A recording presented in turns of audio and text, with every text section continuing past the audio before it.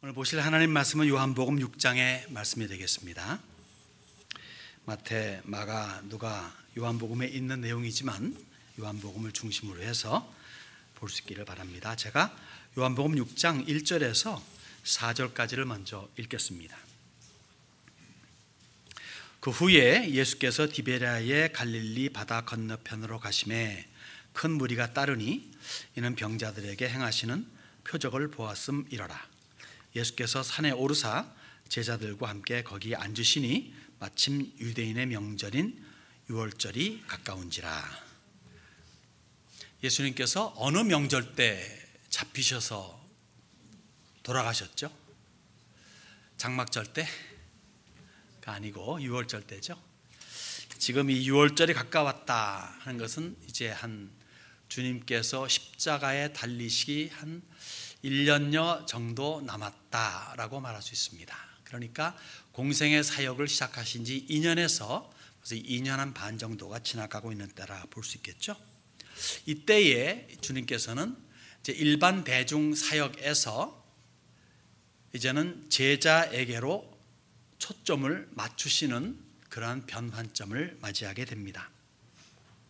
제자에게 집중적으로 훈련시키는 과정이 한 6개월 정도가 진행된다 볼 수 있겠어요. 앞으로 물론 제자를 집중적으로 훈련시킬 때는 다 밖의 일들을 차단해 버리고 nobody come 그리고 이렇게 하신 것은 아니고 오는 무리들을 마다하시진 않으시지만은 오는 무리들에게 베푸시는 기적조차도 제자 훈련의 일환으로 사용하시는 모습들을 우리가 종종 보게 됩니다. 왜 12 제자들을 집중해서 훈련시키는가? 이들은 바울이 에베소서에 기록한 것처럼 주님께서 이제 당신의 피로 세우실 신령한 단체 교회의 터가 되기 때문에 그렇습니다. 파운데이션. 이 파운데이션이 튼튼해야 그 빌딩이 견고하고 오래가지 않겠습니까? 이 파운데이션, 이 터를 제대로 닦기 위해서 제자들을 집중적으로 훈련하죠. 에베소에 이런 말씀이 있습니다. 너희는 사도들과 선지자들의 터 위에 세우심을 입은 자라. 사도들을 통해서 신약 성경이 쓰여졌죠. 선지자들을 통해서 구약 성경이 이 사도들의 손에 들려져 있습니다. 우리는 그렇기 때문에 사도들과 선지자들의 글을 통해서 신앙생활을 한다 싶으면은 이들을 통해 만들어진 성경이 얼마나 우리 삶의 파운데이션, 터가 되겠는가를 생각해 봐야 되겠습니다. 이 훈련시키는 과정과 주님께서 이 훈련을 위해서 좀 물러나시는 이 장면들이 겹쳐지는 것을 보게 되죠. 오늘 저희들은요 4번에 걸친 물러나심을 보게 될 겁니다. 제가 해보니까 이 첫 번째 물러나심을 끝나니까 시간이 다 되더라고요. 두 번째, 세 번째, 네 번째 그냥 아주 정말 간략하게 뛰어 넘어갈 생각입니다. 이때 이 물러나심과 훈련의 기간과 맞물려 가지고 벌어지는 사건들을 몇 가지만 한번 추출해 내기를 원합니다. 그 첫 번째가 오늘 이 시간에 좀 잠깐 읽은 4절을 통해 가지고 그 이후에 펼쳐지는 5,000명을 먹이시는 장면, 오병이어의 기적을 보게 되겠습니다. 자, 이 배경은 그래요. 12 사도들이 우리 지난번에 보았죠. 나갔습니다. 주님께서 주시는 권능을 가지고 나가서 복음을 전파합니다. 동네마다 다니면서 회개를 외치고 그리고 병든 자를 고치고 그리고 귀신 들린 자를 쫓아냅니다. 돌아와서 아주 자랑스럽게 보고하죠. 와, 주님 정말 놀라운 사건이 우리를 통해서 나타났습니다. 예수님께서 편히 말하면은 수고했다. 이제 좀 쉬어라. 고생했으니까 좀 쉬어라 하시면서 배 타고 갈릴리 호수 건너편 동북쪽으로 함께 가십니다. 이게 이제 이른바 말하면 이제 첫 번째 이 대중사역에서 물러나시는 그런 공적인 표현이라 볼 수 있겠어요. 그래서 물러나십니다. 집중 제자 훈련을 이제 시작하시는 그 시발점이라 볼 수 있겠죠. 그런데 물러난 곳에서 좀 쉬어야 되는데 더 많은 사람들이 기다리고 있어요. 그래서 오병이어의 기적이 나타난 겁니다. 제가 이제 5절에서 13절까지 봉독해 올리겠습니다. 예수께서 눈을 들어 큰 무리가 자기에게로 오는 것을 보시고 빌립에게 이르시되 우리가 어디서 떡을 사서 이 사람들을 먹이겠느냐 하시니 이렇게 말씀하시면 친히 어떻게 하실지를 아시고 빌립을 시험하고자 하심이라. 빌립이 대답하되 각 사람으로 조금씩 받게 할지라도 200데나리온의 떡이 부족하리이다. 제자 중 하나고 시몬 베드로의 형제 안드레가 예수께 여짜오되 여기 한 아이가 있어 보리떡 5개와 물고기 2마리를 가지고 있나이다. 그러나 이것이 이 많은 사람에게 어떻게 되겠사옵나이까. 예수께서 이르시되 이 사람들로 앉게 하라 하시니 그곳에 잔디가 많은지라 사람들이 앉으니라. 앉은 수가 5,000명쯤 되더라. 예수께서 떡을 가져 축사하신 후에 앉아있는 자들에게 나눠주시고 물고기도 그렇게 그들의 원대로 주시니라. 그들이 배부른 후에 예수께서 제자들에게 이르시되 남은 조각을 거두고 버리는 것이 없게 하라 하심으로 이에 거두니 보리떡 5개로 먹고 남은 조각 12바구니에 찼더라. 그 사람들이 예수께서 행하신 이 표적을 보고 말하되 이는 참으로 세상에 오실 그 선지자라 하더라. 그러므로 예수께서 그들이 와서 자기를 억지로 붙들어 임금으로 삼으려는 줄 아시고 다시 혼자 산으로 떠나가시니라. 예수님께서 제자들에게 이제 좀 쉬어라 하시고는 배를 타고 이제 호숫가 건너편으로 건너가시는데 예수님을 찾던 무리들이 없으니까 나중에 배 타고 가셨다는 걸 깨닫고는 도보로 더 빨리 달려가지고 예수님 도착하는 곳에 미리 와서 기다리고 있습니다. 왜 그렇게 이 사람들이 주님을 찾아 헤매고 있습니까? 말씀을 사모해서? 그건 아니고 기적을 보았기 때문이에요. 우와, 내게 뭔가 이득이 되겠다. 이 속마음을 아시지만 그러나 불쌍히 여기시고 이들을 또한 가르치십니다. 저녁 때가 되었습니다. 제자들이 말하면 이제 마태, 마가, 누가에 있는 말씀 제가 종합해서 말씀드리는 거예요. 제자들이 말하면 주님 해도 저물었습니다. 이 사람들로 이제 흩어져 가지고 밥 좀 먹게 하시지요. 다시 말해서 이제 그만 해산합시다. 피곤합니다. 이제 그만 끝내고 우리 좀 쉬어야 되지 않겠습니까? 이거예요. 주님께서 너희가 좀 먹을 걸 주지 그러냐? 그러시는 겁니다. 아마도 이 해산시키고 합시다는 것은 주동적으로 빌립이 한 것 같아요. 빌립에게 물어보는 거죠. 우리가 어디서 이 사람들 먹이지? 그렇게 한 거예요. 빌립이 그렇게 말하지 않습니까? 아유 주님, 아니 아잖아요. 우리 재정이 빡빡한 거 아시잖아요. 지금 적어도 최소 200데나리온은 필요한데 이 많은 걸 어디서 구할 거 있으며 이게 못합니다 라고 지금 이렇게 불평을 하는 겁니다. 그때 주님께서 베푸신 기적이 이제 오병이어, 다시 말해 조그만 떡 5개와 조그만 물고기 2마리로 5,000명, 장정만 5,000명이라 그러죠. 여자와 아이 외에 5,000명, 그러니까 굉장히 많은 무리가 거기에 지금 몰려 있는 겁니다. 이 사람들을 먹이는 기적이 베풀어지죠. 여러분, 이 오병이어의 기적은요, 기적 중에 기적입니다. 특별한 기적이에요. 왜 그런 줄 아세요? 예수님께서 얼마나 많은 기적을 베푸셨습니까? 정말 많은 기적을 베푸셨어요. 하신 일들을 낱낱이 기록한다면 그 책을 이 땅에 둘 곳이 없을 정도로 많다고 말할 정도로 정말 많은 이적과 기사를 베푸시고 죽은 자도 살려내시고 하셨습니다. 근데 왜 기적이 막 중요해요? 왜 중요하냐면은 어느 기적도 사복음서에 동일하게 기록되진 않아요. 근데 이 오병이어의 기적만큼은 마태, 마가, 누가, 요한복음에 다 기록이 됩니다. 그만큼 이 오병이어의 기적이 주는 의미가 심상치 않다는 거예요.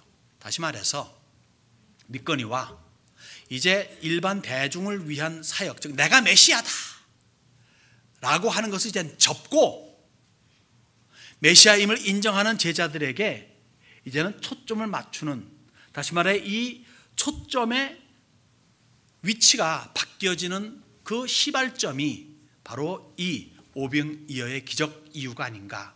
그래서 마태, 마가, 누가, 요한이 다 여기만큼은 최대한의 신경을 썼다 싶습니다.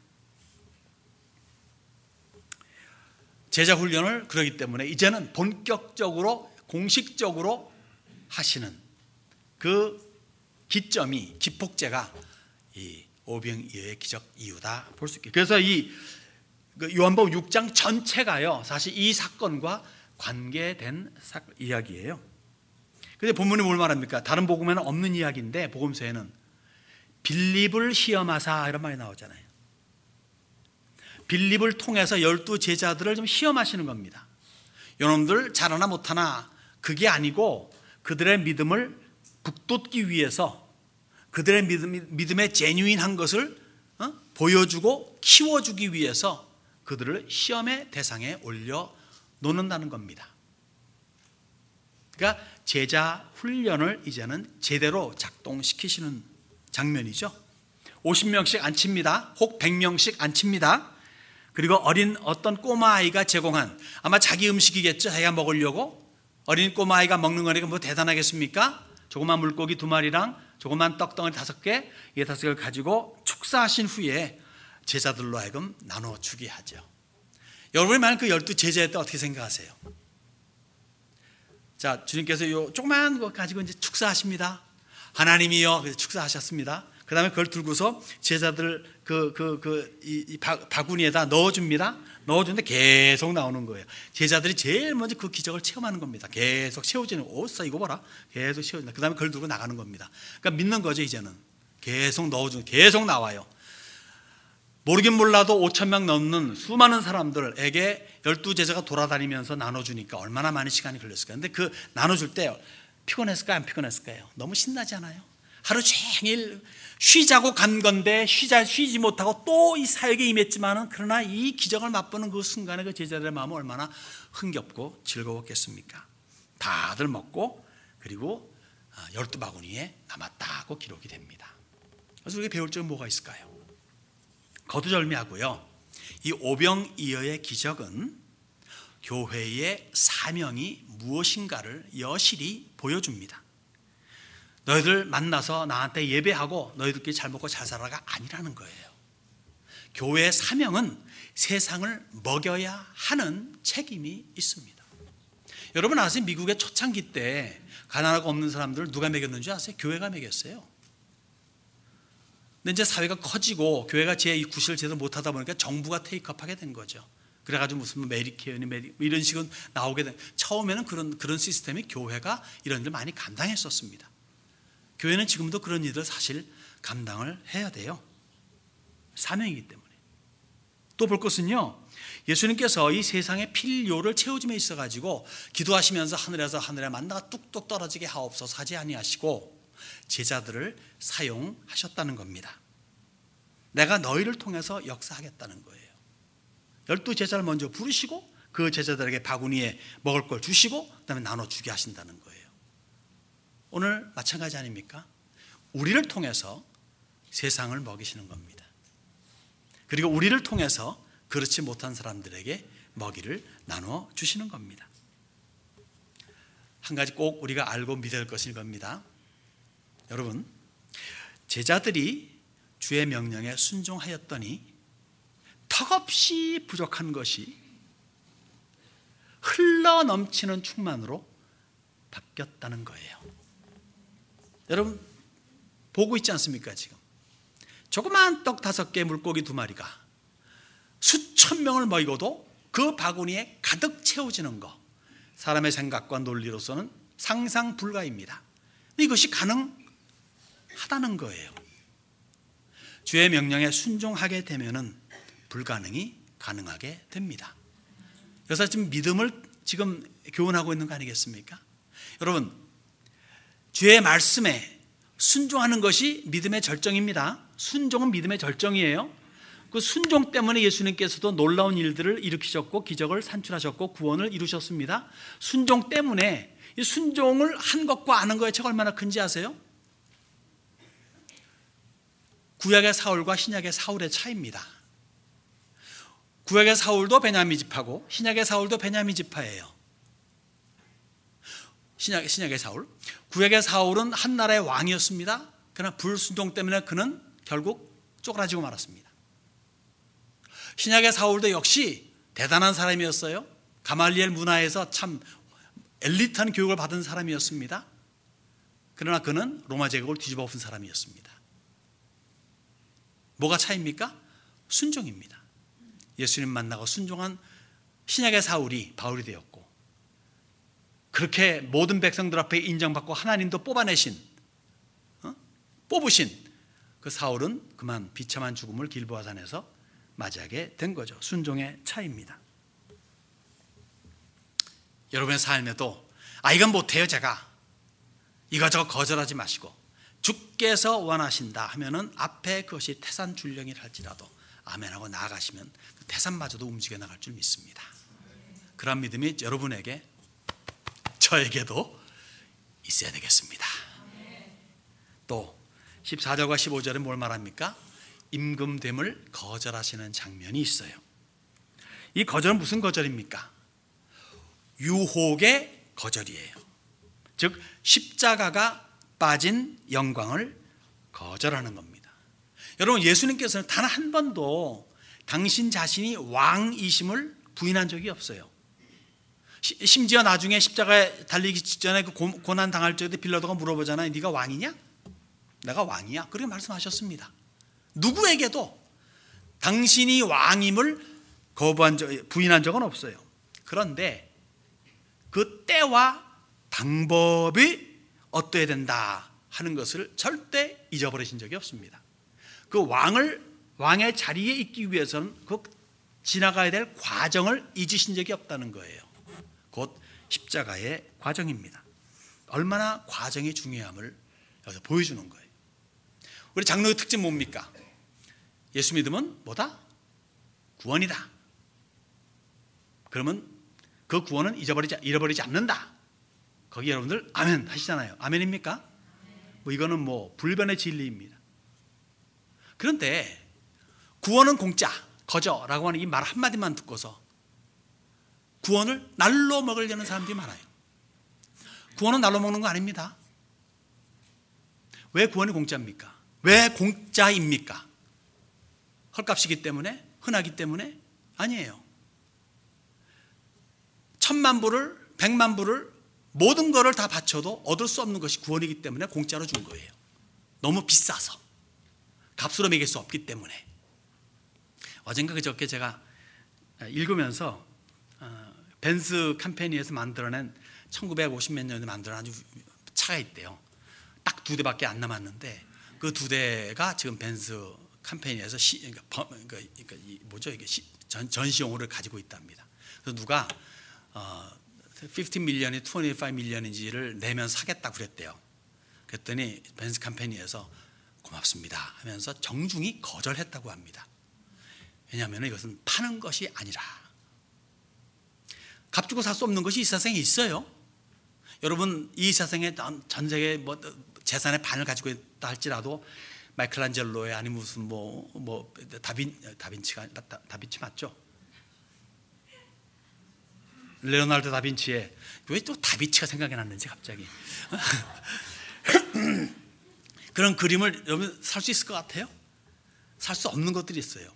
마찬가지로 그보다 더 심한 게 뭐냐면 구원은요, 영생은요, 어떤 것을 살 수가 없습니다. 그래서 공짜로 주신 거예요. 공짜로 주셨기 때문에 정말 백골난방의 은혜입니다 하면서 나의 모든 생명을 바치는 과정이 요구되는 거예요. 요거는 빼버리고 구원은 공짜다, 예수 믿으면 공짜다, 영생한다, 이거 한 가지만 가지고 붙잡으니까 방종하는 사람들이 많은 거예요. 여러분, 이거 해야만 이거 주겠다 해서 하는 것과 이걸 받았기 때문에 그 감동을 가지고 하는 것과 뭐가 얼마나 차이가 큰지 아세요? 시키지도 않았는데 애들이 집안일을 잘했어. 그 감동과 너 이거 해라 그리고 갔다 와서 해놓은 것과 어떤 차이가 납니까? 우리 주님 원하시는 게 뭔지 아세요? 아시잖아. 우리의 자발적인 섬김, 봉사, 헌신, 이것을 더 기뻐하신다는. 그래서 우리에게 인격을 주시고 우리로 하여금 그렇게 할 수 있도록 여건을 만들어 주시는 거예요. 내가 너희가 도저히 할 수 없는 거 구원을 주겠다. 그러니까 구원받은 자의 삶을 평생 살아라. 내가 매뉴얼을 주겠다. 그 매뉴얼 뭔지 아냐? 이거야. 성경 읽으면 그 매뉴얼 다 있어. 이해 못하지? 성령 준다. 성령 하나 내재하시고 모든 걸 구비시켜 주시고 따라만 오게 하는데 성령도 안 읽고 기도도 안 해. 그냥 예수 믿으면 그냥 한다. 그 한 가지만 가지고서 믿는지 안 믿는지도 몰라. 아니 교회 나가게 믿는 줄 알아. 이거 아니라 이거예요. 그러다가 아차 하는 순간에 이 생명이 저 생명이 도가 난 다음에 하면서 아차 이 산이 아니었나 하게 되면 영원히 돌이킬 수 없는 큰 실수를 범하게 되는 겁니다. 구원은 거절하는 것에 현혹되지 마시고 거저이기 때문에 이 프라이슬레스한 것을 귀히 여기고 평생의 삶의 과정을 통해서 구원을 완성시켜 나가는, 이루어 나가는 우리가 되야 될 줄로 믿습니다. 그리고 주님께서는 물 위를 걸으시는 기적을 베푸십니다. 이 16절에서 21절 말씀은 좀 컨덴스 된 거기 때문에 좀 충분한 설명이 아니라서 마태복음으로 넘어가겠습니다. 마태복음 14장 22절로 33절까지를 보게 되면은 이런 말씀이 있습니다. 좀 더 저도 읽고 좀 목이 아프니까 같이 교독하시죠. 자, 나옵니까 지금? 마태복음? 안 나오네. 예. 제가 22절 읽겠습니다. 33절까지입니다. 예수께서 즉시 제자들을 재촉하사 자기가 무리를 보내는 동안에 배를 타고 앞서 건너편으로 가게 하시고,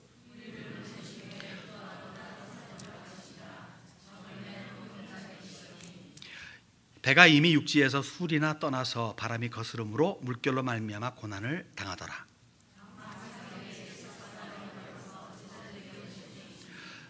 제자들이 그가 바다 위로 걸어오심을 보고 놀라 유령이라 하며 무서워하여 소리 지르거늘 베드로가 대답하여 이르되 주여 만일 주님이시거든 나를 명하사 물 위로 오라 하소서 하니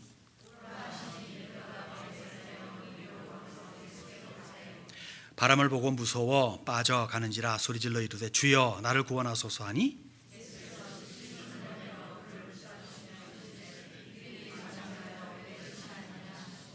배에 함께 오름에 바람이 그치는지라.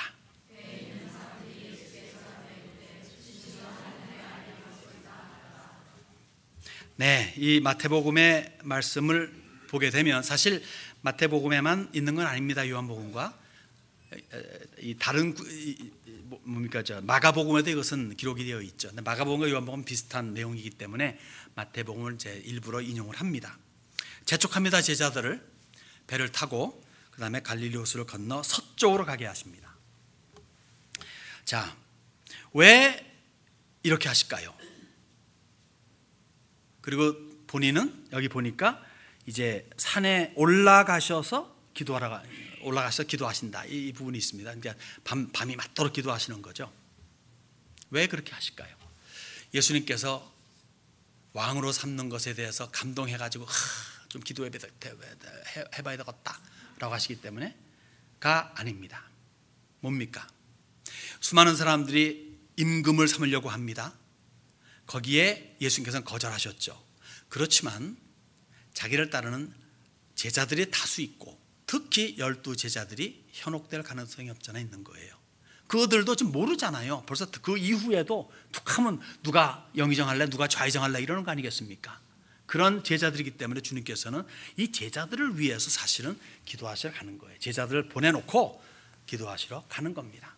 이 제자들을 붙잡아요. 그 요한복음 17장에도 이 제자들을 위해서 또 제자들을 통해서 나중에 예수 믿게 될 사람들을 위해서 미리 중보하시는 장면이 있잖아요. 그래서 주님께서는 기도로 이 제자들을 무장시켜주고 현혹당하지 않도록 막아놓으시는 것을 우리는 봐야 됩니다. 여러분, 그렇기 때문에 유혹이 닥칠 때 유혹을 이기는 비결은 다름 아닌 기도입니다. 기도하십니까? 기도하십니까? 네, 기도 안 하면은 시험에 쉽게 넘어집니다.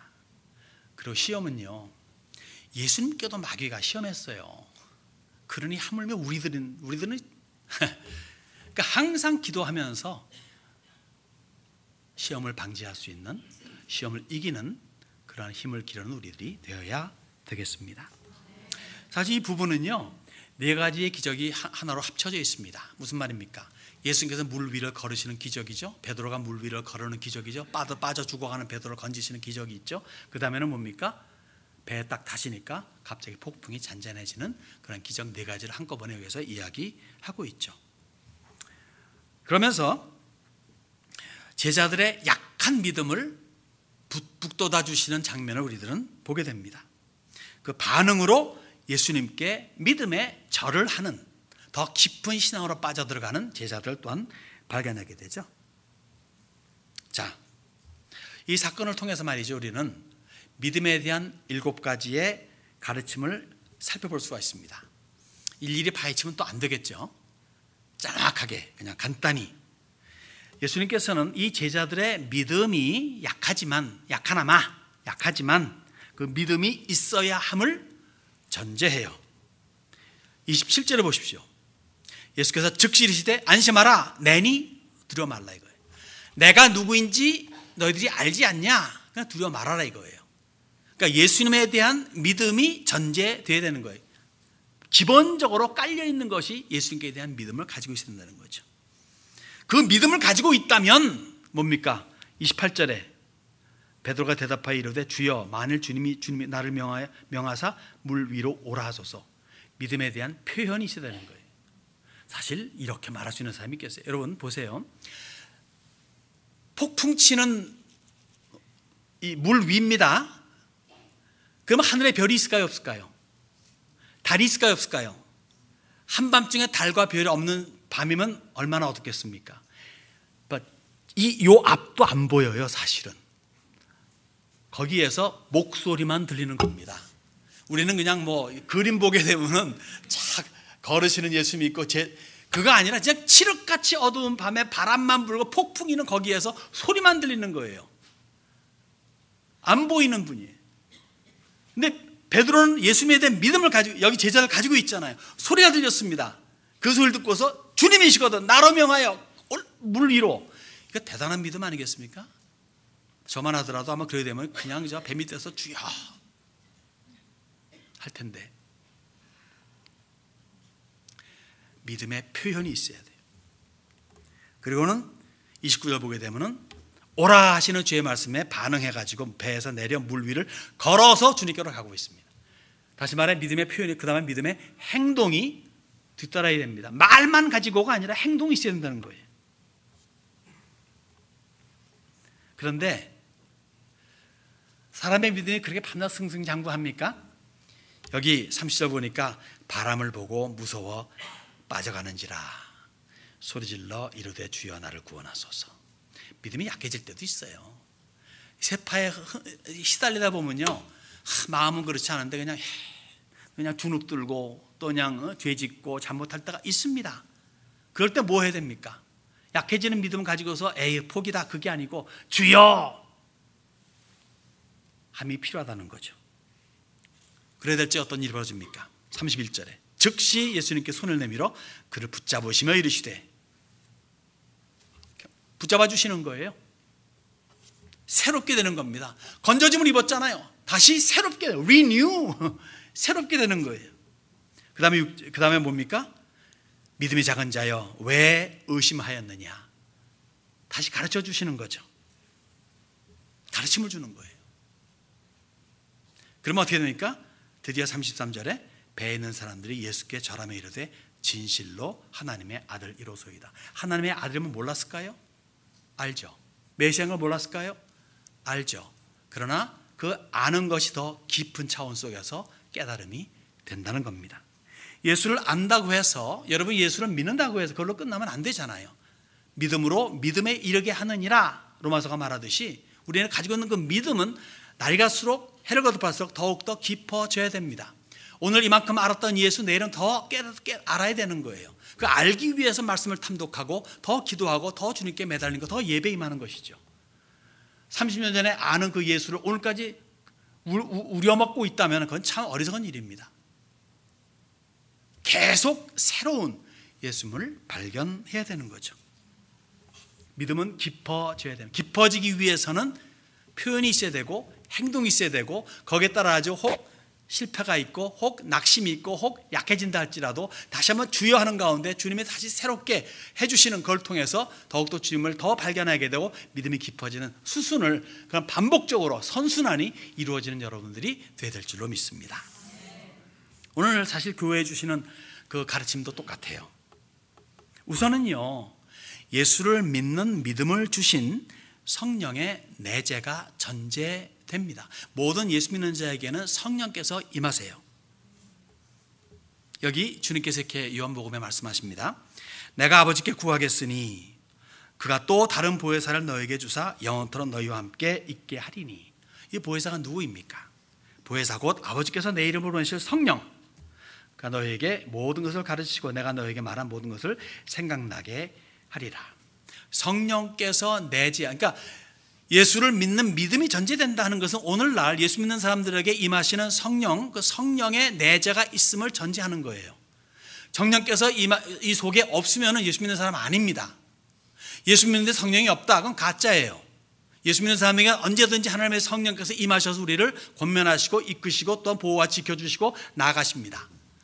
그 성령의 내재가 전제되어 있는 거예요. 그리고 주님께서는 폭풍의 바다 같은 세상에 제자들을 의미 없이 죽으라고 내몰지 아니하십니다. 혹 예수의 이름으로 죽는다면 이유가 있는 거예요. 예수의 이름으로 한국에 와가지고 20대 때 죽음을 맞이한 선교사들도 꽤 있습니다. 그들의 피 때문에, 그들의 순교 때문에, 그들의 죽음 때문에 우리 조국이 이렇게 복음의 나라가 되었듯이 모든 건 의미가 있어요. 근데 대다수의 케이스 뭐냐면요, 그런 특수한 순교의 케이스 말고는 그냥 죽으라고 그냥 폭풍 가운데 내보내지 않으신다는 거예요. 여러분의 삶 속에 인생에 폭풍이 있습니까? 이걸로 말하면 나 이제 죽겠다, 이제 끝이다, 그래 절대로 생각하지 마시기 바랍니다. 그리고 예수님께서는 언제든지 교회와 함께 하십니다.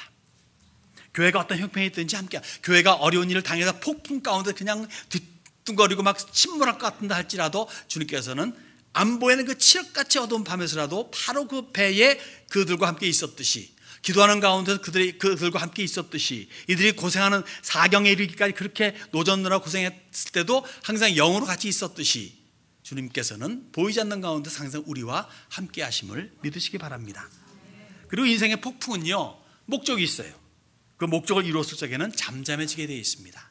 여러분의 삶 속에서 어려움이 힘든 일이 있다 할지라도 그것 때문에 좌절하지 마세요. 혹 설령 내가 실수해서 잘못해서 죄를 져서 부끄럽게 입에 담지 못할 그런 죄가 있다 할지라도, 그래 그것 때문에 폭풍이 왔고 힘든 일이 있다 할지라도 주님께로 주여 하게 되면요, 적당한 레슨이 끝난 다음에는, 그 적당한 믿음에 대한 그러한 자람이 있게 되면은 그 폭풍 그치고 잠잠한 그러한 호숫가에서 주님과 함께 항해하는 즐거움이 뒤따라오게 되어 있습니다. 그런 다음에는 꼭 주님께 절하십시오. 주님께 예배하라는 거예요. 은혜를 받았으면 주께로 더 나아와 절하는 그러한 성도들이 되어야 되겠습니다. 이 부분을요, 사실 이 폭풍 치는 이 부분을 이 종말론적인 면에서 우리가 생각해 볼 수가 있습니다. 예수님은요, 오늘도 저 높은 곳에서, 여기 마태복음 보게 되면은 무리를 보내신 후에, 무리를 이 호숫가로 보내신 후에 기도하러 따로 산에 올라가시다 그랬잖아요. 주님께서는 무리들을 내가 너희를 세상에 보내노라 하신 후에 부활 승천하여 높은 곳에 올라가셔가지고 오늘도 하나님 보좌 우편에서 뭐한다? 요한복음 보니까, 로마서 보니까 중보하고 계시다고 말씀하십니다. 누구를 위해서? 성도들을 위해서 중보, 그러니까 기도하고 계시는 거예요. 그러면 제자들은 뭐 하고 있습니까? 현재 보내신 곳에서 가면 주님이 명령하셨으니까 잘 가면 좋은데 왜 폭풍 치냐 이거예요. 폭풍의 주인공이 주님께서 보내셨는데 폭풍이 일어났다는 얘기입니다. 편히 말해서 인생 항로에 신앙의 삶 속에 폭풍이 임했다는 겁니다. 그런 풍랑 속으로 들어간다는 거예요. 그렇게 명령을 받은 것이 성도라는 겁니다. 마태복음 뭘 말합니까? 너희는 예루살렘과 사도행전에 맞나? 예, 왜 이렇게 헷갈리죠? 너희는 예루살렘과 온 유대와 사마리아 땅끝까지 이르러 모든 족속으로 제자를 삼아 그러지 않습니까? 마태복음이네. 그러니까 이 시간이 많이 가니까 빨리 하려니까 생각이 막 헷갈리네요. 좀 헝클어지고. 예, 어쨌든 간에 그렇게 보내신 거예요. 근데 보내신 그곳이 잔잔한 호숫가가 아니라는 거죠. 잔잔한 호숫가가 인 줄 알고 가다 보니까 중간에 폭풍이 일어났다는 겁니다. 믿음의 삶 속에 폭풍이 있을 것을 예상해야 되는 거예요. 내가 예수를 믿고 성경도 읽고 기도도 하고 교회 생활도 하고 11조도 하고 등등등도 하고 집사직분도 받고 심지어 장로직분도 받고 하는데 왜 내 인생이 그렇게 힘듭니까? 왜 실패가 왔으면 내가 왜 이렇게 파산까지 하게 됐습니까? 그렇게 낙심하지 말라는 거예요. 원망하지 말라는 거예요. 이런 일이 있을 수도 있다는 겁니다. 그렇지만 그러할 때 기억할 것은 주님은 자기 백성들을 위해서 오신다는 거죠. 밤 사경입니다. 가장 어두울 때잖아요.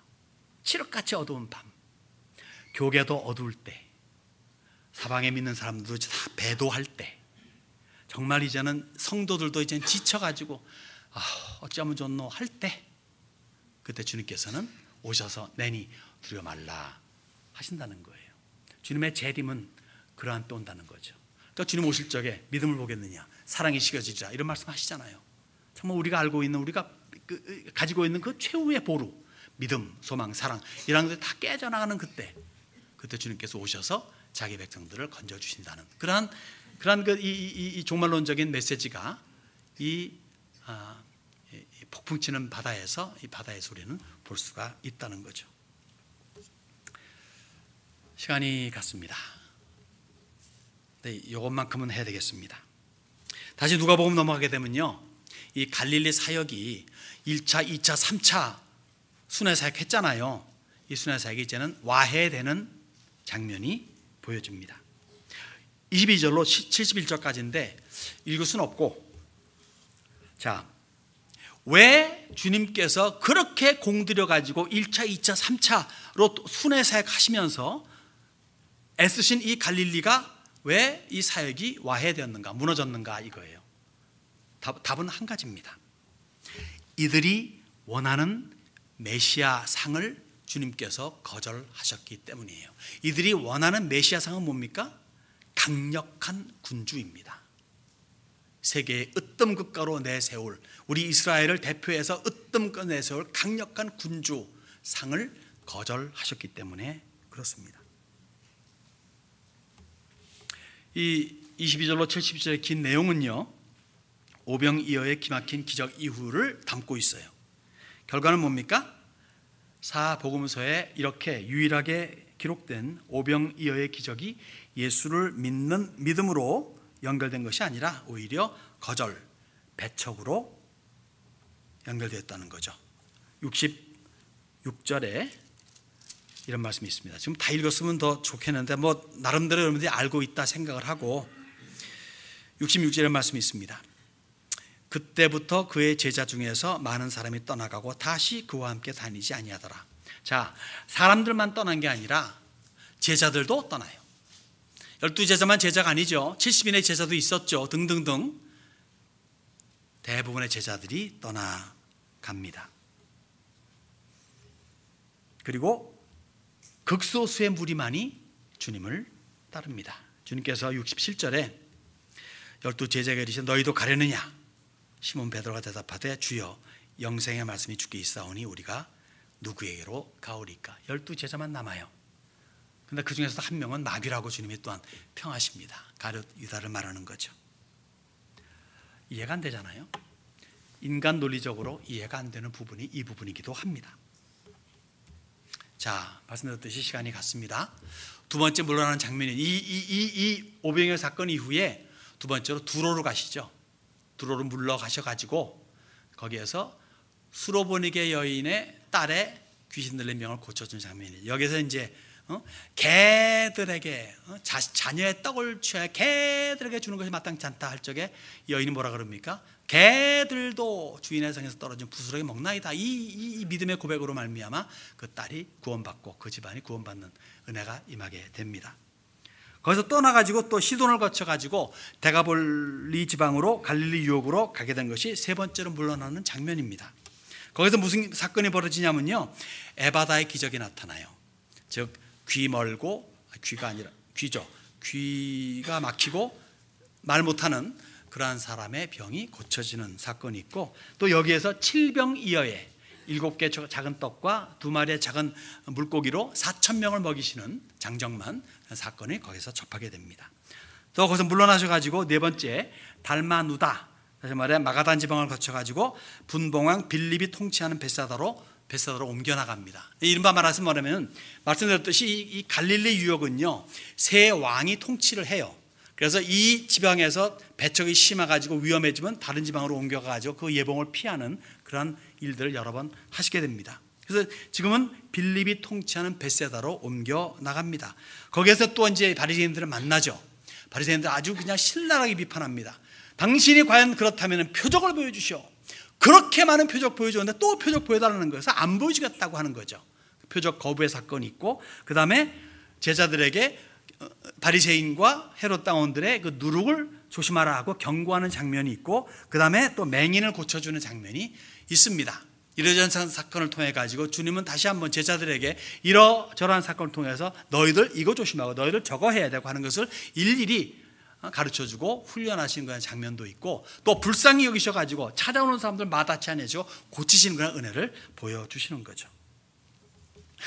죄송합니다. 좀 길어졌습니다만은 말씀 마치겠습니다. 여러분 거듭 배척을 당하시지만은 계속적인 사랑을 기적을 통해서 베푸시는 거예요. 근데 그 기적을 베푸실 적에 혹시나 이것 때문에 혹시나 얘네들이 하면서 요행을 바라시는 것이 아니라는 거예요. 이들의 마음에 이제는 확정된 마음, 거부하는 마음을 알고 계시지만 그럼에도 불구하고 고쳐주시는 이유는 뭡니까? 단 한 가지, 순수한 마음으로 이들을 불쌍히 여기시기 때문에 그렇습니다. 날이 갈수록 거세지는 종교 지도자들의 집요한 반대 작전은 성공을 거두죠. 특히 오병이어의 놀라운 기적이 놀라운 반향을 일으켜야 마땅한데 오히려 반대의 결과를 맺죠. 거의가 다 주님을 따랐던 가까운 제자들마저도 주님을 떠나는 그러한 사건은 정말 이해 불가의 이변 중의 이변입니다. 이제 공식화된 배척과 오병이어 사건을 계기로 점점 입지가 좁아지는 주님의 사역을 우리가 보게 돼요. 그렇기 때문에 더욱 집중적으로 제자 훈련을 시키시면서 배척하는 자들의 예봉도 피할 겸 이방 땅으로 옮겨가시는 주님을 보게 될 적에 우리가 사실 두 번째, 세 번째, 네 번째 물론은 보지 않았기 때문에 이제 이게 팍 잡혀지진 않겠지만 어쨌든 이방인 땅 가실 적에 무슨 일이 벌어집니까? 이사야에서 있는 것처럼 이방인들도 빛을 보았다는 것 같이 예수님을 직접 만나게 되죠. 언제 그들이 예수님 볼 수 있겠습니까? 유대인들의 배척이 이방인들에게 복이 되는 거예요. 예수님 만나고 병 고침 받고 구원 얻는 그런 놀라운 은혜를 접하게 됩니다. 개라 일컬음 받았던 이방인들에게 복음이, 구원이, 영생이 허락되는 순간이죠. 그러니까 제자들로 말미암아 복음의 문이 열린 게 이미 예수님께서 하신 거예요. 이미 우리 제자들로 하여금 이제 가서 열매 따먹어 하는 건데 그것조차 안 하려고 사도행전 보게 되면 그렇게 뻗팅기던 사도들 보게 되면서 결국 이스라엘의 예루살렘 핍박을 통해서 흩어져 나가게 그렇게 만드시죠. 여러분 이것이 지난 2000년 예수 복음의 패턴이요 행로입니다. 실패입니까? 아닙니다. 이것이 오히려 복음의 확장을 꾀합니다. 역사는 증명합니다. 핍박과 환난이 크면 클수록 복음은 더욱 확장되었음을. 우리는 그 복음의 수혜자들입니다. 그리고 전해야 하는 사명을 받았어요. 특히 요새같이 반응이 미온적이고 약할 때는 더더욱입니다. 때를 얻든지 못 얻든지 더욱 힘쓰라. 복음 전파에 더욱더 힘쓰는, 그래서 사명 감당하는 저와 여러분이 되시기를 주님의 이름으로 축원합니다.